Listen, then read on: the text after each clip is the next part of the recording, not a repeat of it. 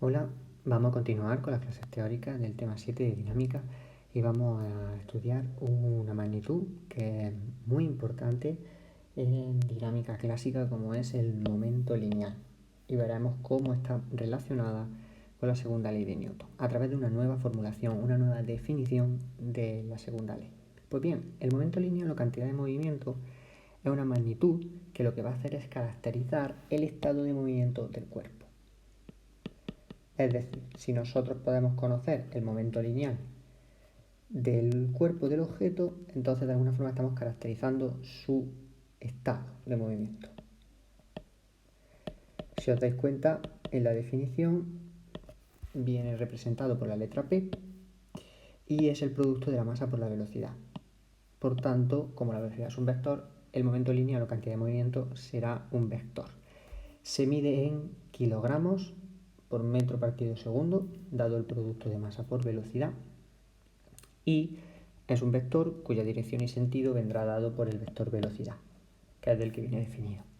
Pues bien, ¿por qué el momento nos va a dar el estado de movimiento del cuerpo? Pues por un lado, porque cuando nosotros queremos conocer el movimiento de un cuerpo, es lógico que demos como información la velocidad del objeto. Pero, ¿por qué la masa? Bueno, pues esto es una pregunta que ya podríamos resolver o responder con lo que ya hemos visto de las leyes de Newton. La masa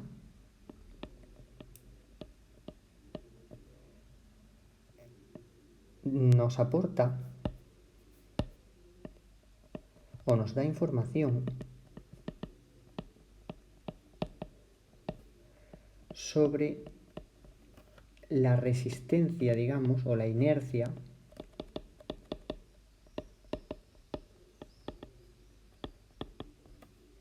a mantener el cuerpo su estado de reposo o movimiento, o su estado, podemos decir mejor, su estado actual de movimiento, que podría ser de reposo.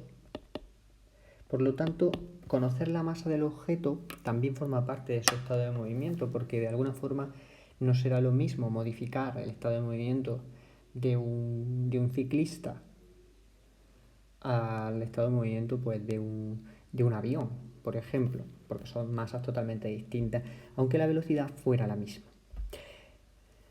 ¿Para qué también podemos utilizar el momento lineal o para qué puede ser útil el momento lineal? Pues, por ejemplo, hay situaciones en las que el estudio del momento lineal es más que necesario, como por ejemplo puede ser las colisiones.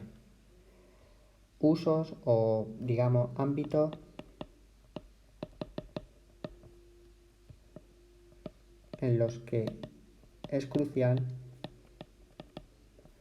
el momento lineal. Pues podemos resaltar, como digo, las colisiones. En el estudio de colisiones, cuando dos objetos chocan entre sí, es necesario conocer el momento lineal y trabajar con él para poder responder y analizar las situaciones físicas. Y también es una magnitud fundamental en la física, digamos, moderna. En todas las teorías, en todos los desarrollos del siglo XX, de la física del siglo XX, el momento lineal tiene una importancia muy grande. Entre otras cosas por algo que veremos ahora después. Muy bien, conocido el momento lineal, vamos a ver cuál es esa formulación general de la segunda ley de Newton o por qué está conectado ese momento lineal con la segunda ley de Newton. Pues bien, la segunda ley de Newton, aunque nosotros la hemos definido como que la fuerza es neta que actúa sobre un cuerpo es igual a la masa por la aceleración, ¿no? A la aceleración como efecto de la fuerza, en realidad la segunda ley de Newton se debe definir de esta manera. La fuerza neta que actúa sobre un cuerpo es igual a la variación del momento lineal en el tiempo. Hasta ahora me voy a parar ahí. ¿Por qué? Pues si el momento lineal nos está dando el estado de movimiento y la fuerza lo que hace es causar un cambio en el movimiento del objeto, pues es lógico pensar que la fuerza sea un cambio o una medida del cambio en ese momento lineal, ¿vale? Esa variación. Por otro lado, o dicho de otra manera, la segunda ley de Newton también se puede definir como la fuerza neta aplicada sobre un cuerpo que es igual a la derivada temporal del momento lineal. Y aquí quiero hacer una relación importante entre derivada temporal y esa variación. Recordad que el término derivada nos estaba dando en física una información de cómo cambia una cosa con respecto a lo que lo estamos derivando. Vimos, por ejemplo, el caso de la velocidad, de la aceleración, que lo definíamos como la derivada de la velocidad con respecto al tiempo, o el caso de la posición, que lo definíamos como el cambio,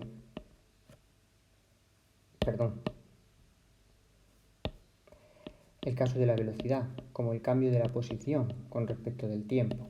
Entonces aquí estábamos viendo cómo cambiaba la velocidad en el tiempo y eso nos proporcionaba la aceleración, o cómo cambiaba la posición en el tiempo y eso nos daba información sobre la velocidad.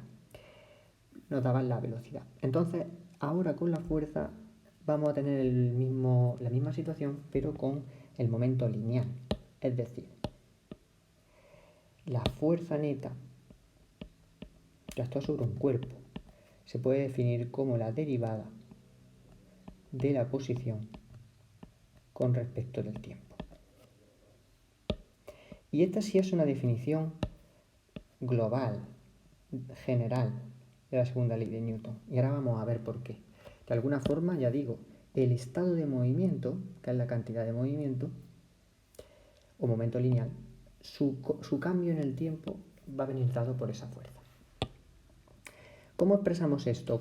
¿Cómo vamos a ver que esto es una formulación general? Pues bien, si nosotros cogemos la fuerza y la expresamos como el cambio en el tiempo del momento lineal y desarrollamos el momento lineal, vemos que aquí nos aparece masa por velocidad, que es la definición del momento lineal. Aquí se nos pueden dar dos situaciones. Una primera situación, masa constante en el tiempo.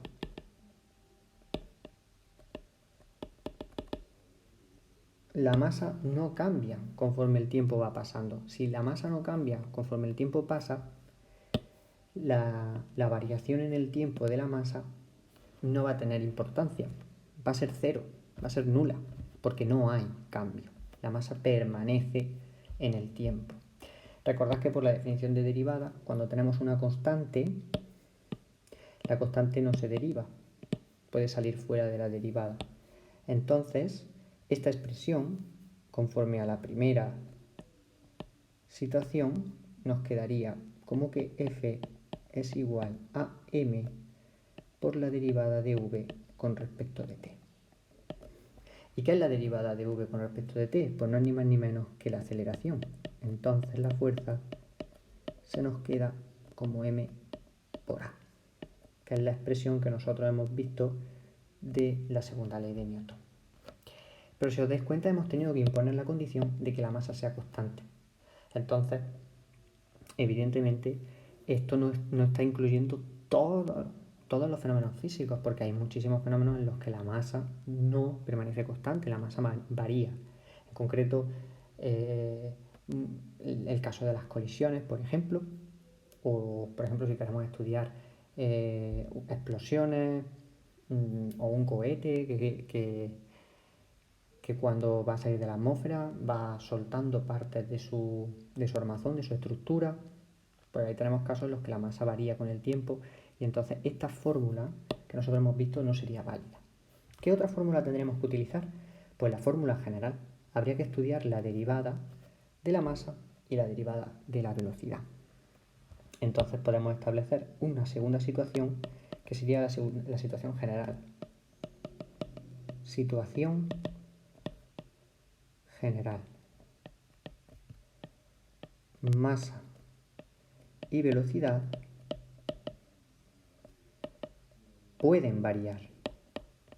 A lo mejor luego no varían, pero puede ocurrir. Entonces, en esta situación, la fórmula se nos tiene que quedar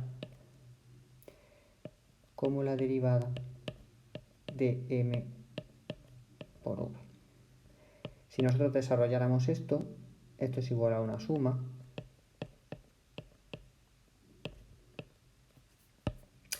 masa por la derivada de la velocidad por la derivada de la masa, ¿vale?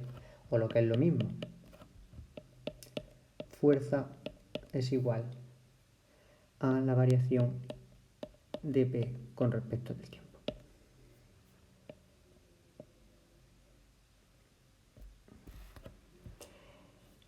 Y así podemos ver cómo la segunda ley de Newton, en el fondo, tiene una expresión más general en función del momento lineal.